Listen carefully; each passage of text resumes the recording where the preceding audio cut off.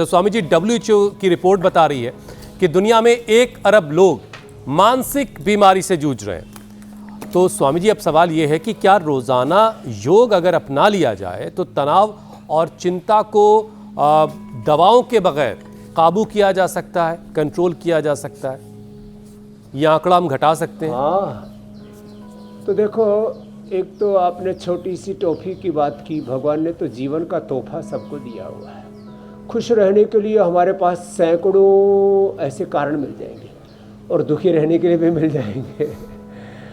जहाँ तक रही बात स्वास्थ्य की, जो खुश रहता है वो खूबसूरत होता है। जो खुश होता है, खुश रहता है, उसको बीपी, उसको शुगर, उसको थायराइड, उसको अस्थमा, उसको अर्थराइटिस, उसको एसिडिटी नहीं होती। जो खुश रहता है उसको नींद बहुत अच्छी आती है। जो खुश रहता है उसको भूख बहुत अच्छी लगती है। जो खुश रहता है उसके अंग प्रत्यंग, उसके 37 ट्रिलियन सेल्स, उसके बेहतर को बेहतर लाख 10,000 नाड़ियाँ, अष्टचक्र, नवद्वार, पूरे उसका अन्नमय, प्राणमय, मनोमय, विज्ञानमय, आनंदमय कोश जो खुश रहता है। लेकिन स्वामी जी, इसमें संकट बहुत है। आध्यात्म में खुश होता है तो उसका पूरा अस्तित्व है। आप खुश होते तो आपके डिंपल पड़ते हैं, मेरे नहीं पड़ते हैं। मैं इसी से दुखी हो जाता हूँ।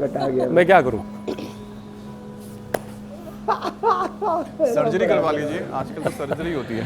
तो ये तो बात देखो, एक्सपेक्टेशंस कम कर दीजिए। अरे रुको, अरे रुको, बस बस बस, ये तो कुछ ज़्यादा ही खुश हो गया हमारे पड़ोस वाले।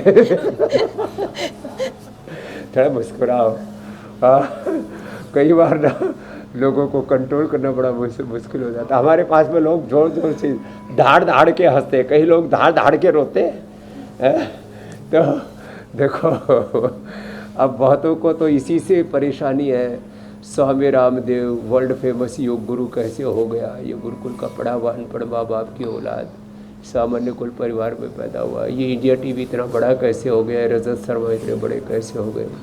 ये नरेंद्र मोदी चाय बेचने वाले के बच्चे इतने बड़े कैसे हो गए? ये साधारण से परिवारों में पैदा हुए असाधारण व्यक्तित्व, चरित्र, नेतृत्व कैसे इन्होंने पा लिया? अच्छा, सब 99% पूरी दुनिया में साधारण पृष्ठभूमि से आए हुए लोगों ने असाधारण काम किए। इसलिए तो एक बात कहते हैं, लोग अपने दुखों से दुखी कम, पड़ोसी के सुख से ज़्यादा दुखी है।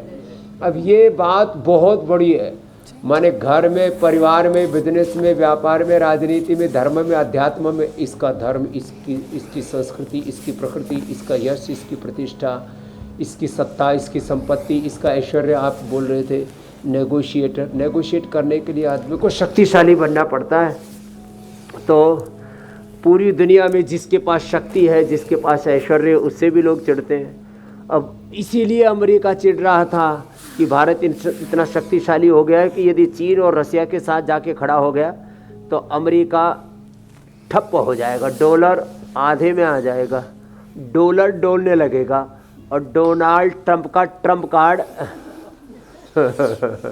चलो अब ज़्यादा नहीं बोलते तो। लेकिन ये सब क्या है? दुनियादारी में ना लोग सच में एक दूसरे को रोंदने में, कुचलने में, एक दूसरे को सताने में, गिराने में लगे हुए। अरे भाई, थोड़ा नेकी कर ले और देखो, खुश रहो। खुश रहने के लिए आपको, मैंने कहा ना, जो जीवन मिला है, घर परिवार मिला है, फिर जैसे परिवेश मिला है, जो जो चीज़ें मिलती जाए उससे खुश रहना सीखो। जैसे बच्चे मिल जाए, गोरे मिले, काले मिले, नाटे मिले, जैसे भी मिले उनको ही अच्छा बना लो। जो मिले उससे खुश रहो। हमको भगवान ने जो कुछ दिया, हमने हमेशा उसको भगवान का आशीर्वाद मान करके स्वीकार किया। उस खुदा, अल्लाह, ऑलमाइटी गॉड, वाहिगुरु अकाल पुरख का आशीर्वाद मान करके। और आपकी लाइन है स्वामी जी, जो प्राप्त तो है वही खुश पर्याप्त रहोगे। सच्ची बोल रहा हूँ, ये अनुभूति है। हाँ, ये बात है। चलिए, डॉलर जब डोलेगा तो डोलेगा, लेकिन स्वामी जी, खुश नहीं रहने की वजह से लोगों की जिंदगी डोल रही है, लोगों की सेहत डोल रही है। तो आज लोगों को जरा खुश रहना सिखाते हैं।